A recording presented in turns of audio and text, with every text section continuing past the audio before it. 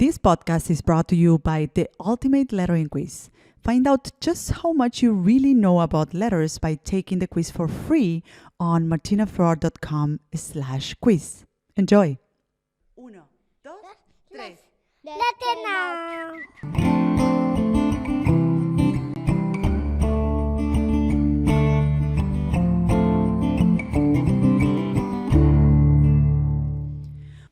Welcome everybody to Letter Now, a podcast where we nurture the creatives, illustrators, designers, and makers of tomorrow today. My name is Martina Flor. I'm a lettering artist, author, educator, and the host of the show. And today I will be sharing a special episode with you. In this show, I will not be the host, but I will be the guest. I know it may sound confusing, but as we lead to the end of the first season of this podcast, I thought I would share a conversation that was conducted by Dan Cederholm on his podcast called The Simple Bits. Dan Cederholm defines himself as a designer and accidental entrepreneur, and he invited me to talk about my creative business and other things on his show. We touch on a lot of different things like building a team and my challenges as a leader and how I managed to delegate things on other team members without losing my essence. I also spoke about how I got into the art and design world and my fascination for typography and letter forms. And I also gave insights on the work I do in my academy, training and mentoring other creatives. So if you're curious about the person that has been running this podcast for the last couple of months and you wonder why I do this, then this episode is going to be insightful to you. I want to thank Dan for letting me share this recording and check out his podcast too. It's called The Simple Bits and you will find it on your favorite podcast platform. I will also add a link to the show notes of this show. So without further ado, here's the interview. Enjoy. I'm Dan Cederholm, and this is The Simple Bits Show.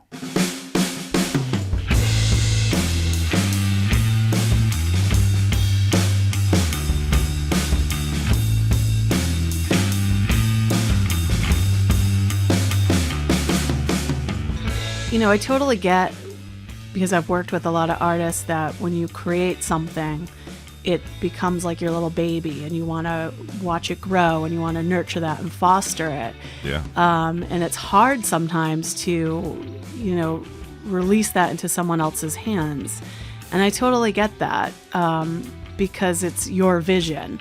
And, you've got that like tight grip on that vision, but it's like that old saying, like it takes a village if you really want to see some growth and, you have to have some sort of help in there sometimes, even if it's just to edit you.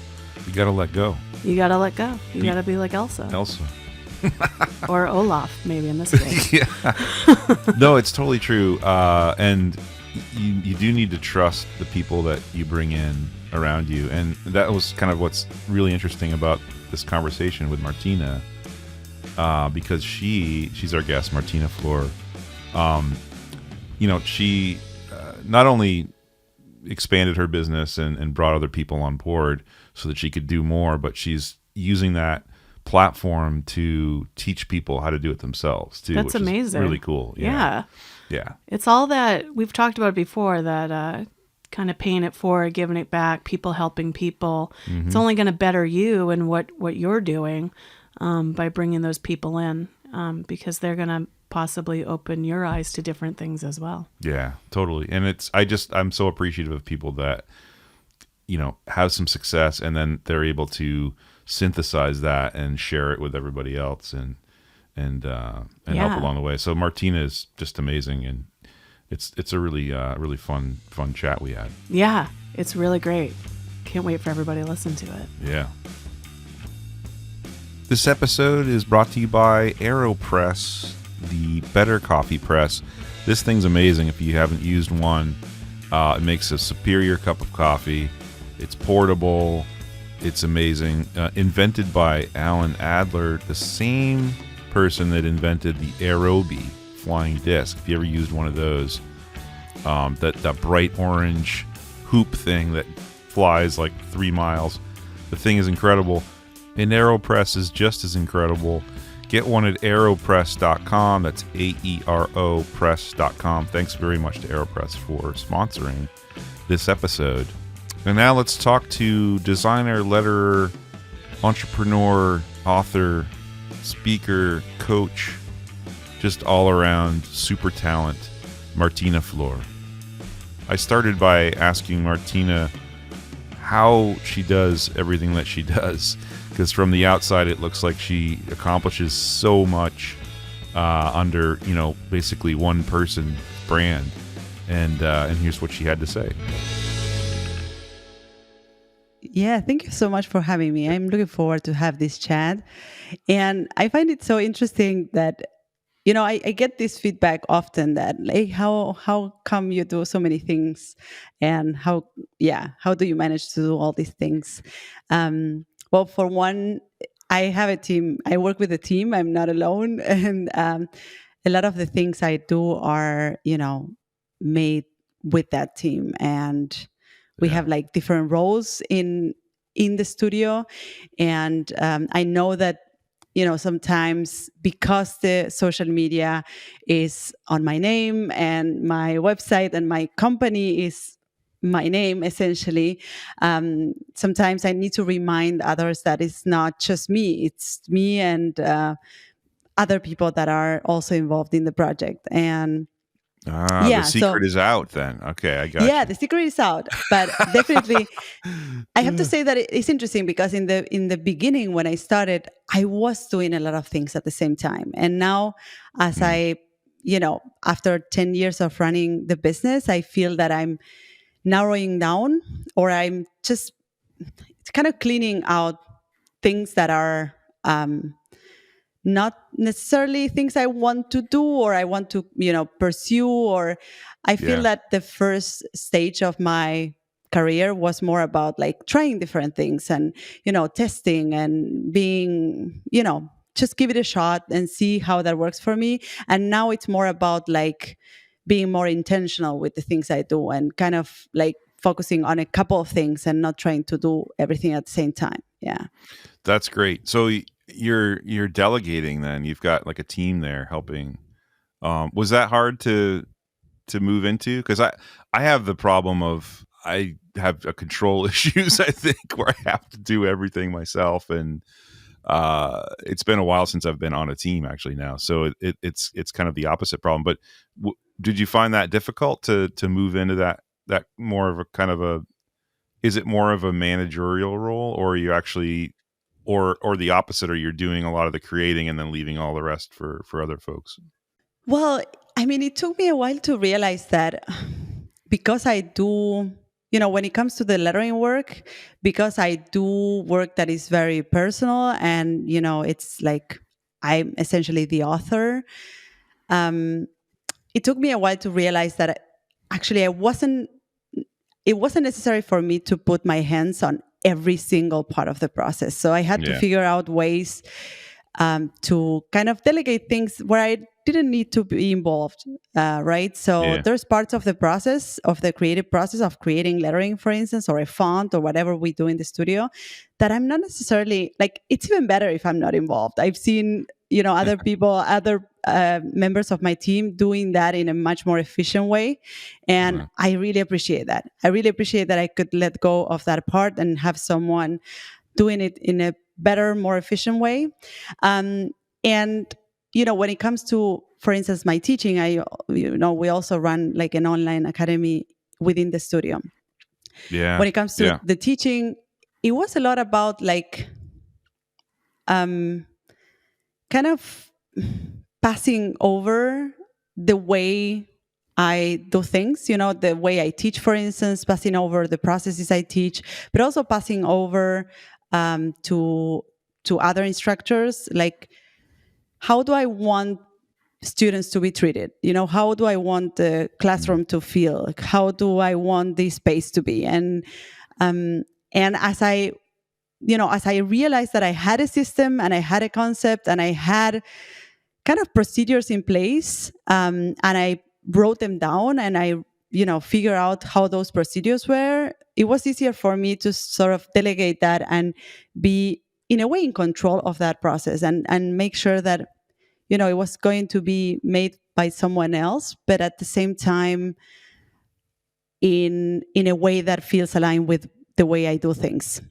Yeah, Um, which is awesome. I mean, I imagine you must trust the folks that you've hired, right? Was that hard to find that team that you could trust and say, this is the vision I have, but you can execute it, kind of thing? Is it?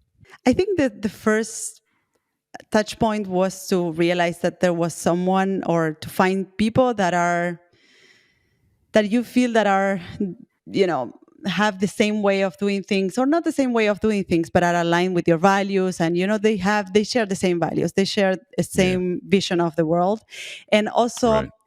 I had to do a lot of work in terms of engaging them in my vision. I had to sort of step Mhm. up and start telling what my vision was. And because I remember that in the beginning it was more about like, okay, please do this and do that, and help me with this and help me with that. And it was more like about taking work out of my hands, rather than explaining what the vision is, where are we heading, and everyone kind of understands where they stand at Yeah. in this process, and that they can also like initiate things, and they can also Mhm. make decisions in that process.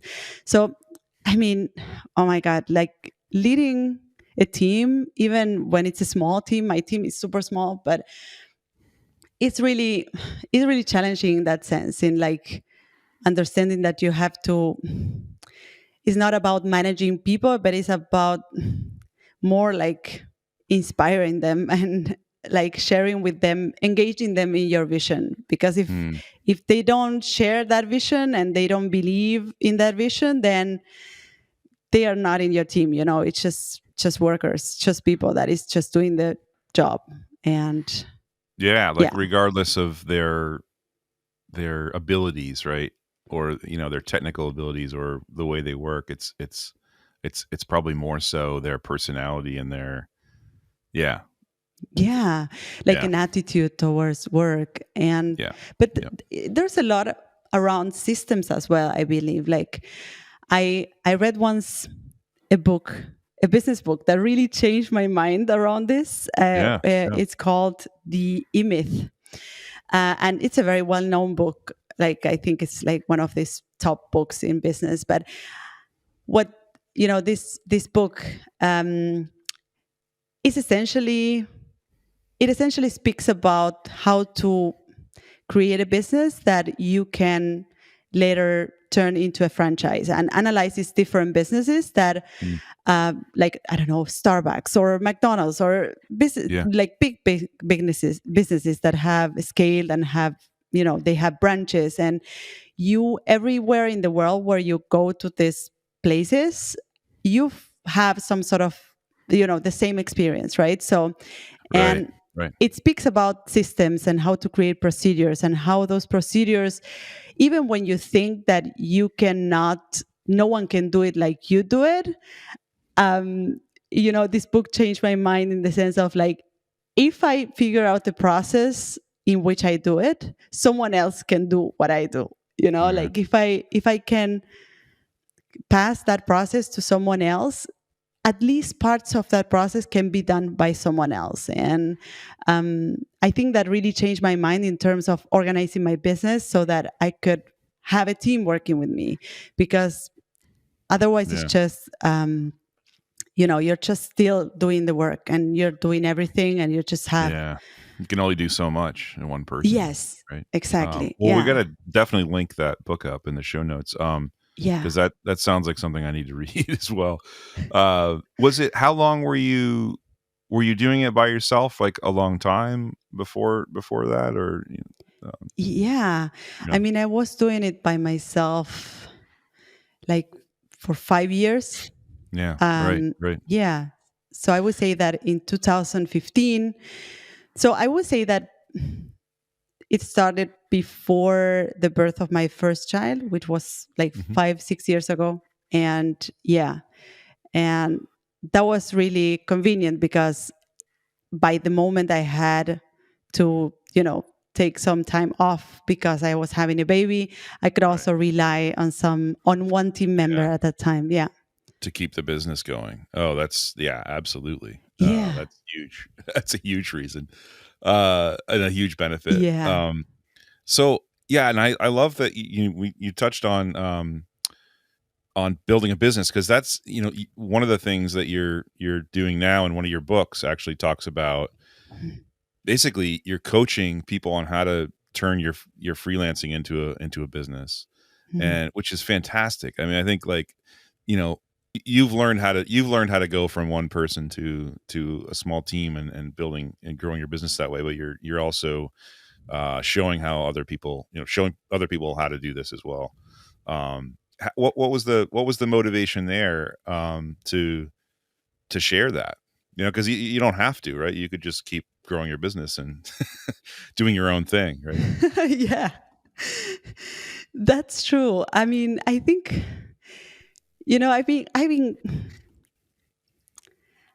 I get a lot of happiness out of teaching and like Yeah. helping others creatives. And this is something that I realized this, or I verbalized this for the first time a couple of years ago. It wasn't so present for me, although I had been teaching and mentoring people in a way for many years.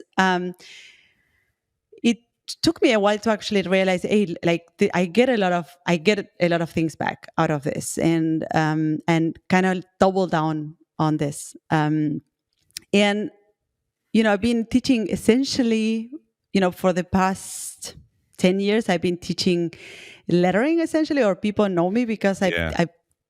I always share the technical part of lettering. But, whenever I was running a workshop or a seminar, like there was a point where we would end up speaking about the business side, and Mhm. like I would get so many questions around this, like for how to find clients and how to lead a process and how to you know do a client onboarding, things like that had strictly to do with the business. And yeah, and in fact, in the first book that I wrote, that it was more about lettering and creating, the technical process Yes. of creating lettering, I included a part there that has, the last chapter, and That's called speaking the about, sorry, that's called the golden secrets of lettering, right? yes. Yeah, So, gotcha. Good. yeah. So in that book, I included at the end a a chapter where I speak, or I give an introduction on around what it is or how it is to run a business in lettering, or how it is to work as a lettering artist. And after that book, that book was a huge success, and I thought that a second step of that would be to kind of expand that last bit, because I thought that I Yeah. also had developed a lot of tools in that time in the time that between the time I published that book and now. I felt that I had gone like a long way in my own business, and I had learned a lot of things, Right.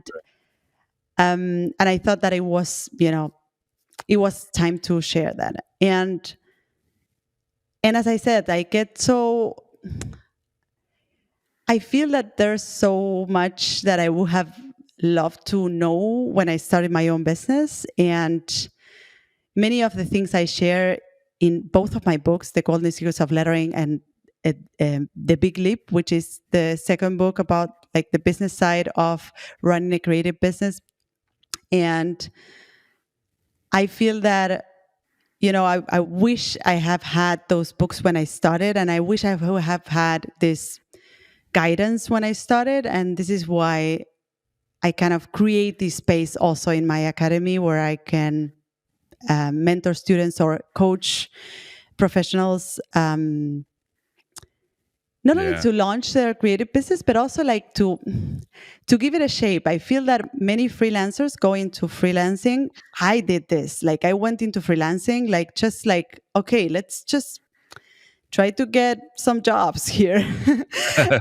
Yeah. Yeah. and I feel and I feel that when you're a little bit more intentional with what you do and how you position yourself and how you build your business, the more impact you can have and the more success you can have in that business. So Yeah. this is what I do in my programs. I actually not only help them with launching their creative business or like adjusting their creative businesses if they're already running one, but also, yeah, giving it a shape, like trying to create something that goes beyond just getting a job Yeah. as a Yeah. freelancer. It's just, it's more about like creating a project that you feel proud of and that you can have, you can leave a legacy with and that you can have an impact with. So, yeah. It's so cool because I'm so impressed that you're able to share all that.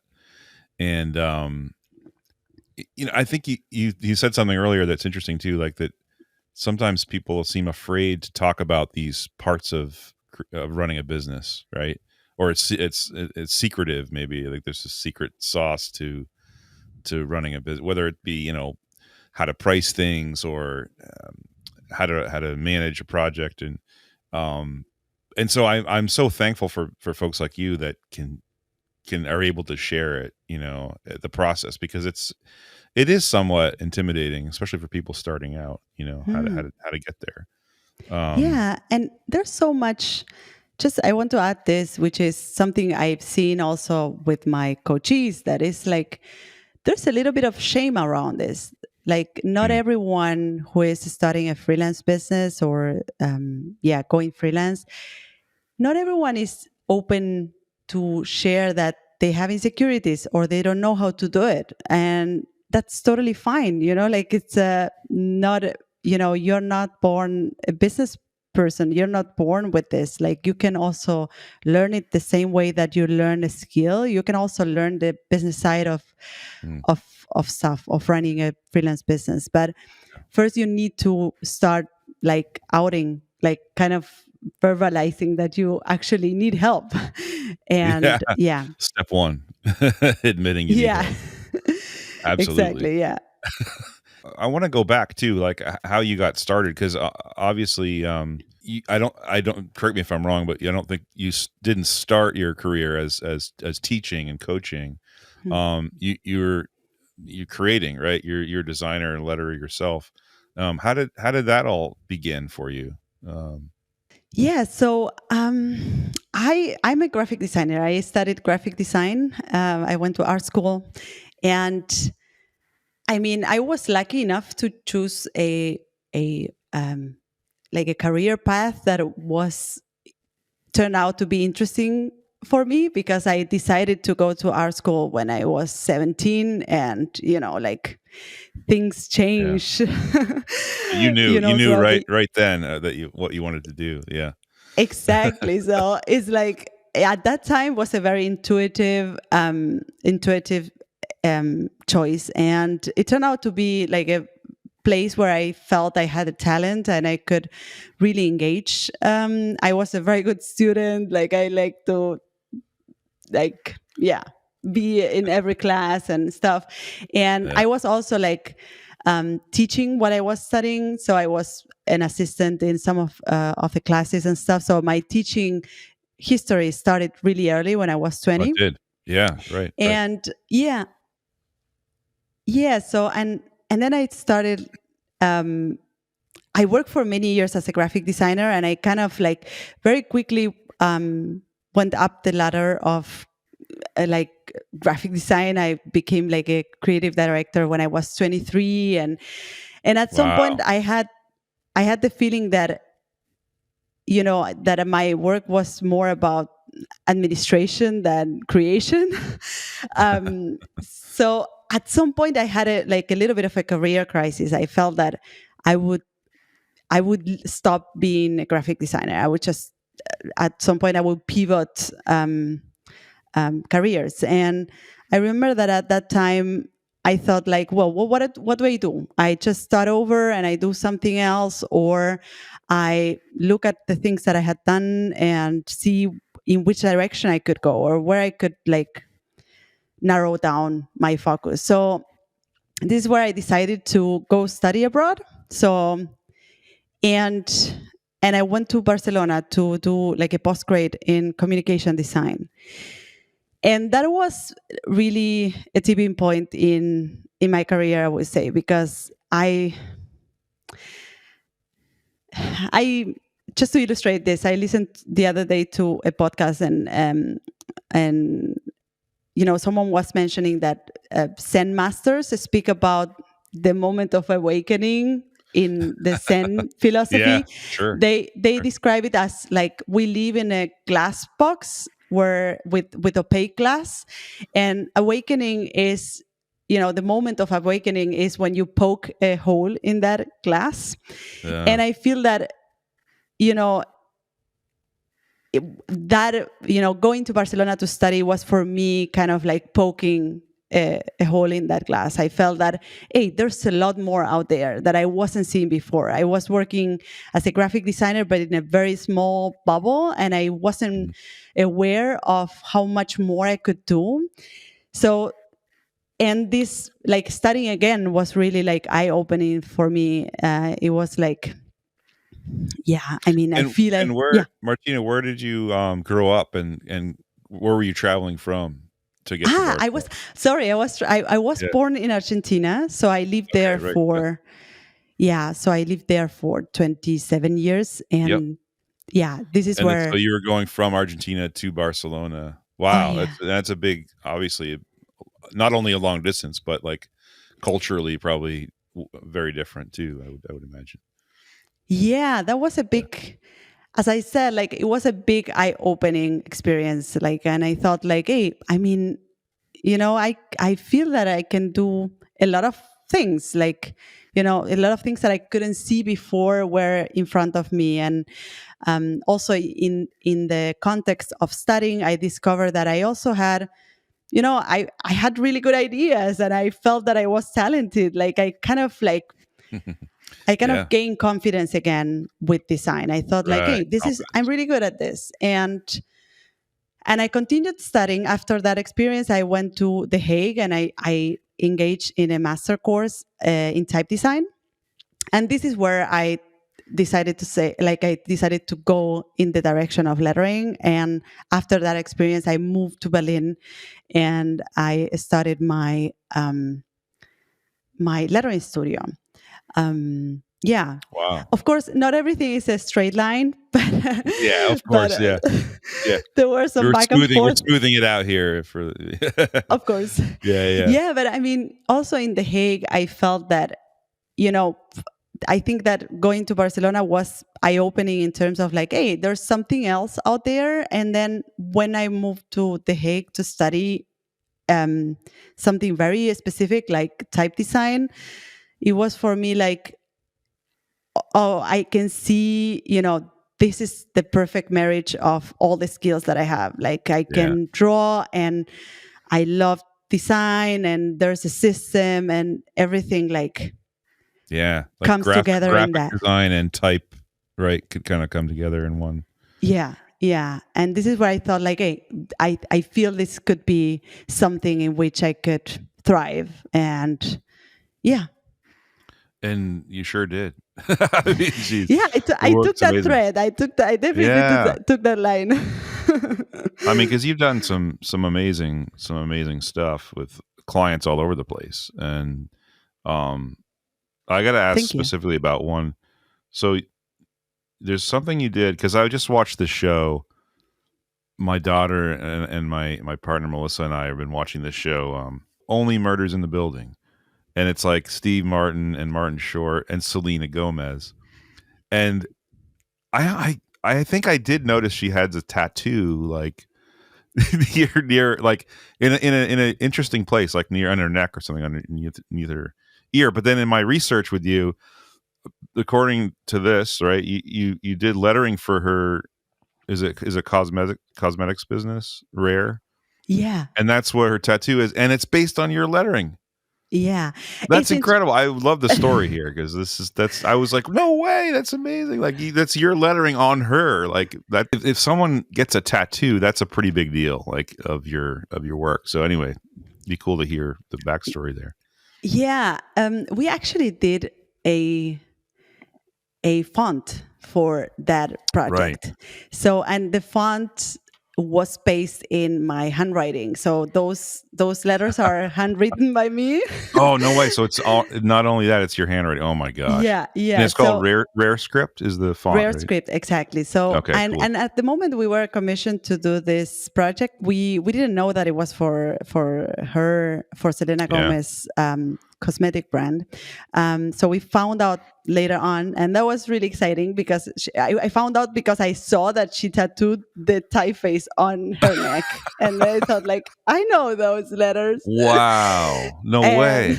yeah, That's yeah. And then amazing. I contacted the agency and I said like, hey, wait, that the font we did was for this project. So So it's yeah, your and handwriting on Selena Gomez.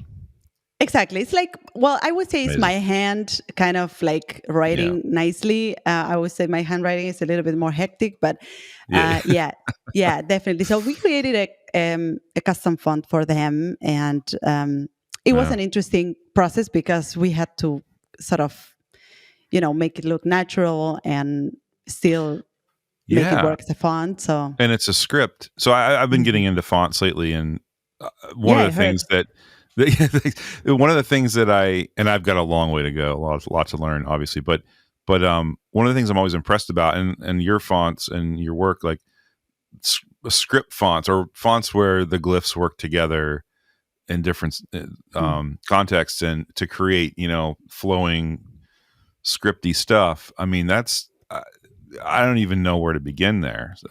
Was that difficult to learn that part of it? Taking lettering that's like a standalone thing and then making it a system that's a font.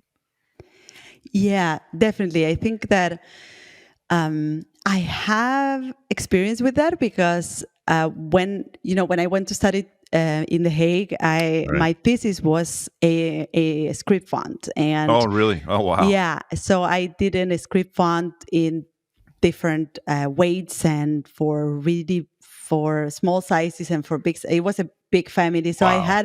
Wow. I have a lot of experience in like combination of letters that work and that don't work, and I think that it was really useful. That came all together in this project where we had to Oh, I bet. create or imitate handwriting and make it look natural and organic Yeah.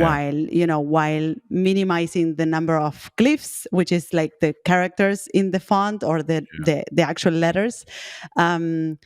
So yeah, it's definitely a challenge because um, handwriting is so variable as well, right? And Right. no letter is the Exactly same the than the same. other. So Right. every letter starts to have various alternates, and then you have for an A you have like 5 glyphs or 5 Whoa. different A's or 5 different Right. B's, and yeah, Depending on the context it's in the word, right? I can't imagine. That's exactly. like So that multiplies it exponentially, the work involved. absolutely, yeah, Yeah. yeah. But And you I have to like yeah. it. I mean, You have to love it, right? It's a yeah, labor of love. yeah, Well, it totally. shows though. It shows because there's several fonts that you've made that are script based and just super impressive the way they come together. I heard there's a video I think from your website about fonts, and I can't remember what series it's from, but you explain kind of um, and I completely agree with this and kind of embrace it myself, is that learning how to make fonts is not just about making fonts and selling them, but it's sort of, it can add another tool in your tool belt as a designer. Mhm. And I thought I this really resonated with me. I wonder if you could elaborate on that a little bit, or what you were saying in the video. Yeah, I mean, I think that personally, I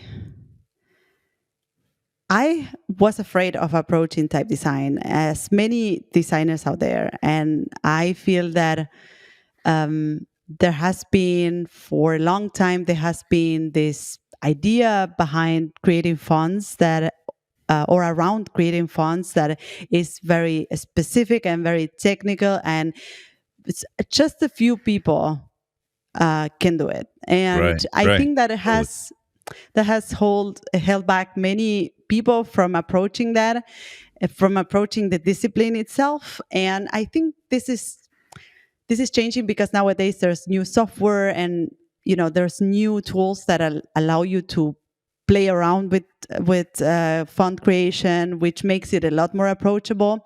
But there's still like a big um like an idea behind like creating fonts, which I'm really um I wouldn't say against, but I'm really all for like opening this world to others. Yeah. So I think that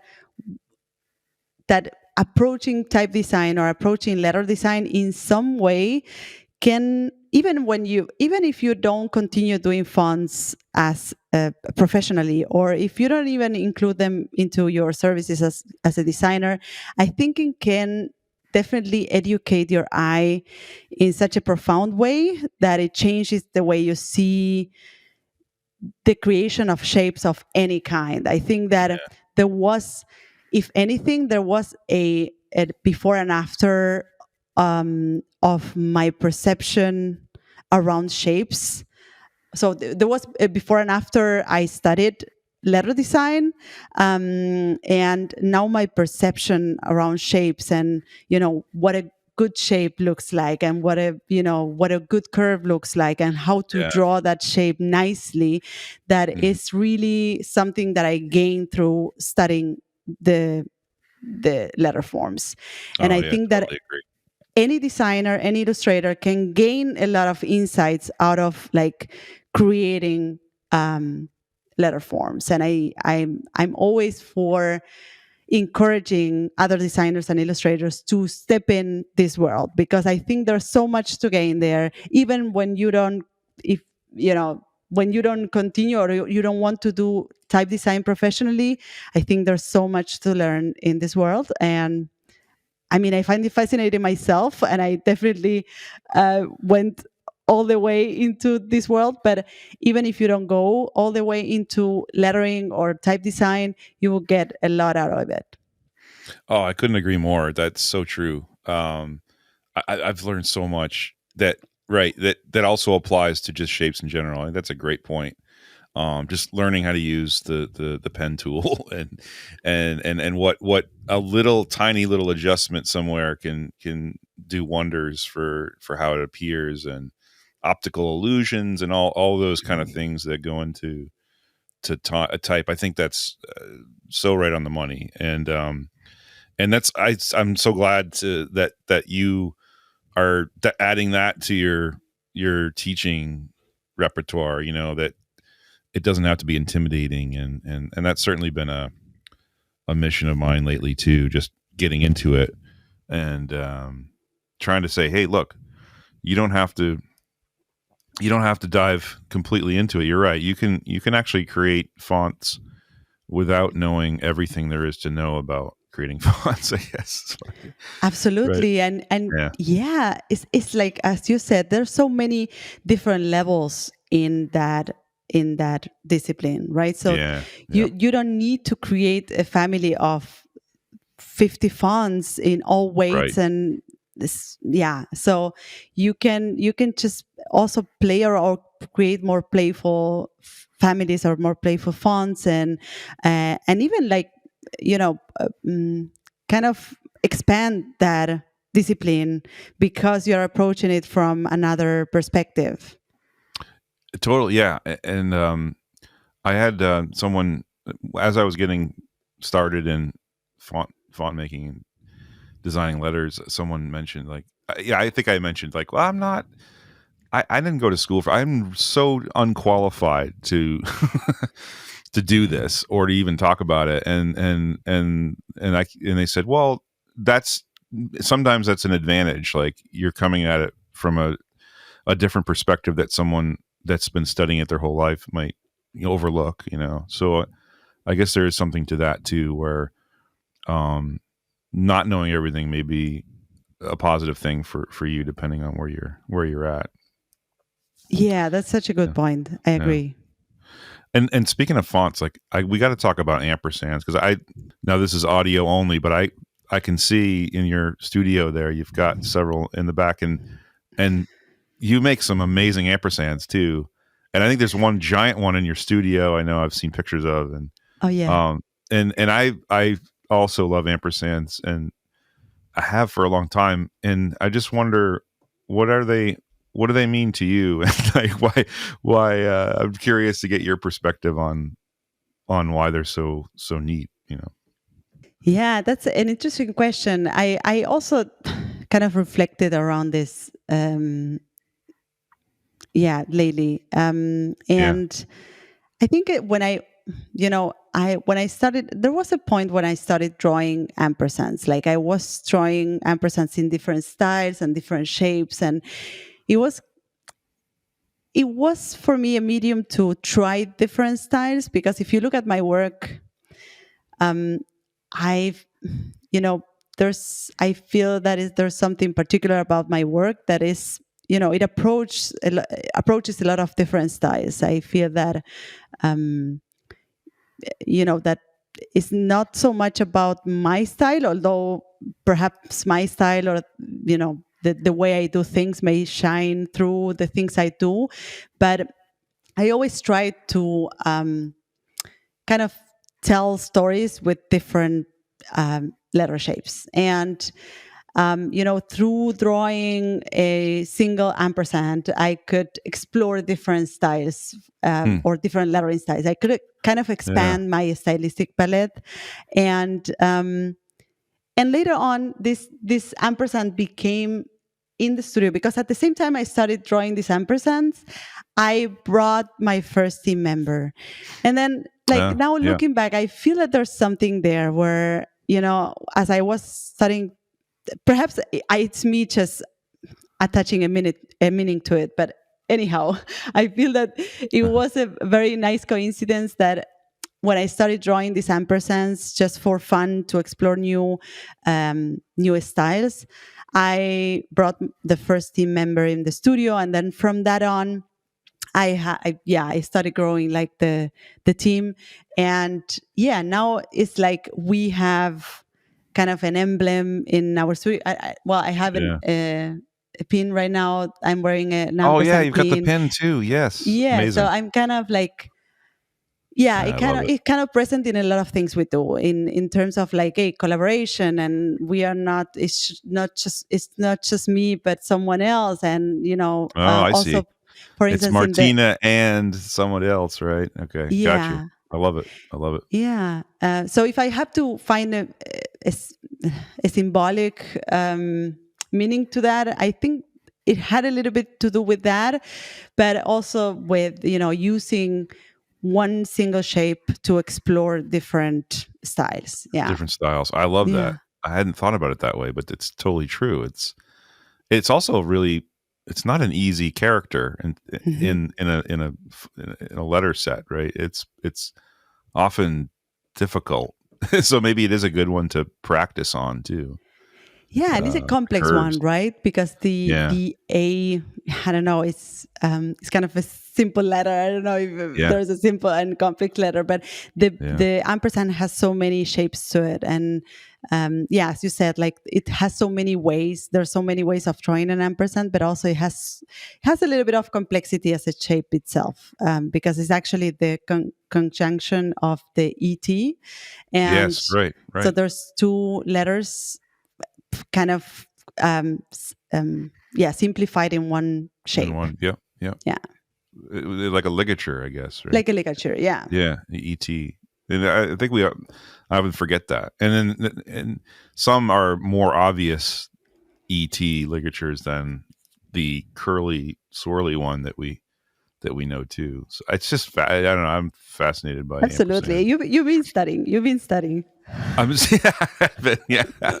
I'm a fan. I'm an Amper fan. I guess. Oh God, that's terrible. I love that term, Amper fan. Yeah, Amper fan. I think we're all Amper fans. It's sort of symbolic to me too of just type in general, sort of a love of letters and shapes. And yeah, that's true. I can see that too. But so not only you've got a podcast, you've got this coaching, you're doing client work, but you're also have written 2 books. The latest one, so the first one was about lettering, Golden Secrets of Lettering, and the latest one is called The Big Leap, right?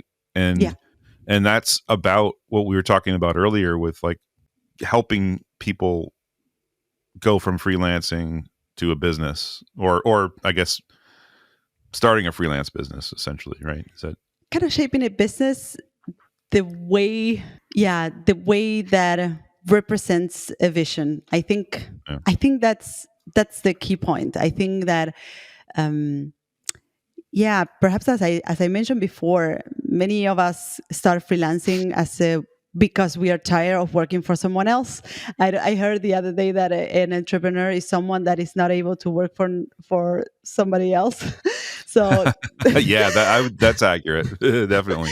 Definitely. So I think that many of us go into freelancing because we just don't want to work for someone else, or we are tired of doing things like someone else wants us to do them. And we start our freelance business, and then we suddenly like create a job for ourselves, but we don't really think of like, where are we heading with this project? Where, what is the impact I want to I want to create? What is the legacy I want to leave? And, what does this project says about me? And I think that's perhaps what the book is all about. I think that this is something I figure out throughout time. And I wish someone would have told me like from the beginning, hey, why don't you sit down and try to give this a shape? Because you will have much more fun. You will kind of be laser focused on one thing, and you won't be struggling with like this, like different clients that you don't like, or doing different things that you don't enjoy. So I felt that it was a good way of like paving the road for other upcoming freelancers and solo entrepreneurs. It's so cool. And what's cool too is, and correct me if I'm wrong, the coaching aspect. So from your website, you offer more in depth in the book, really, but like an actual program where you go through weeks, right, of coaching a small. Is it the kind of thing where it's a small group of people that kind of do it with you over a certain amount of time, and then you kind of start over with a new group, or how does that work exactly? Exactly that way. Like I do that. It's interesting because in my, I run this online academy, and in my academy, I use the same concept that I use with, or I pursued with my books. So I have the technical part of lettering, and then I have the business side of things. Yep. So I have like a course which is called like the lettering seminar, which is also a course about learning how to do lettering. And I kind of guide students throughout 6 months. And in the coaching program, I do the same, but with their businesses. So we go into, we create this small community where I guide them, or I go with them throughout the process of either launching their business or reshaping their business. And it's a very intense process. Like we get together every 2 weeks, and there's also like pre-recorded lessons, and there's a community, and there's a retreat. So there's a lot of, at the end we are all best buddies, like at the end of those 4 months, there's so much that has been done and has been shared that, you feel that. Oh, that sounds fantastic. So is it in person then? It's actually online. We do it all online. Okay. And Gotcha. We even do the retreat. Yes, all online. Okay, retreat online too. Wow. This is fascinating. I mean, I just want to take all the classes and read all the things. I don't even like I gotta sign up. You're for the more next than welcome. Definitely. So I would love to have you. Yeah.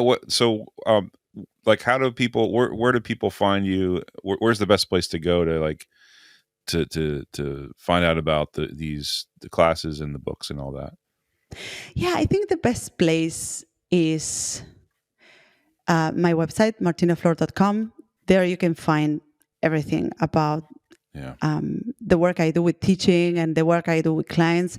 But also on my Instagram account, I also share a lot of stuff that have to do with, the way I think about freelancing, and also the way I think about lettering and, my work. There's a little bit of a mix. I feel that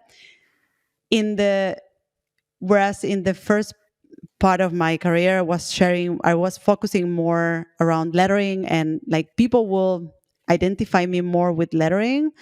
I feel that now, through the podcast, through the content I put out there, I'm more showing this other side of me, which has to do with, like thoughts that I have that are outside letter forms.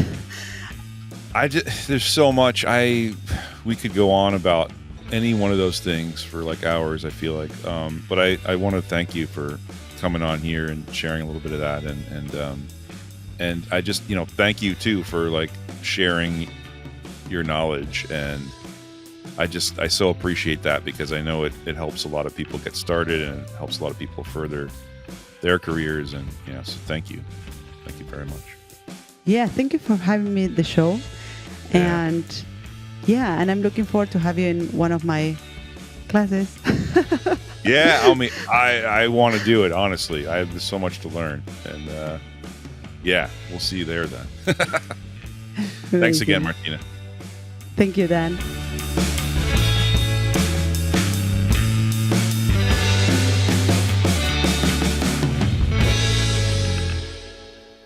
You've been listening to The Simple Bits Show. I'm your host, Dan Cederholm. Thanks for listening. Thanks to Martina Flor for being our guest. Thanks to our operations director, Melissa Allegrini. And also thanks to our sponsor, AeroPress, aeropress.com. Please rate and or review us on Apple Podcasts or wherever you listen to podcasts. And we'll see you on the next episode. So this is it. I hope you enjoyed that show and that you got a better idea of who I am and what are my motivations behind doing this podcast. So you can find me, the host of this show, on social networks at Martina Flor on Instagram, Twitter, and Facebook.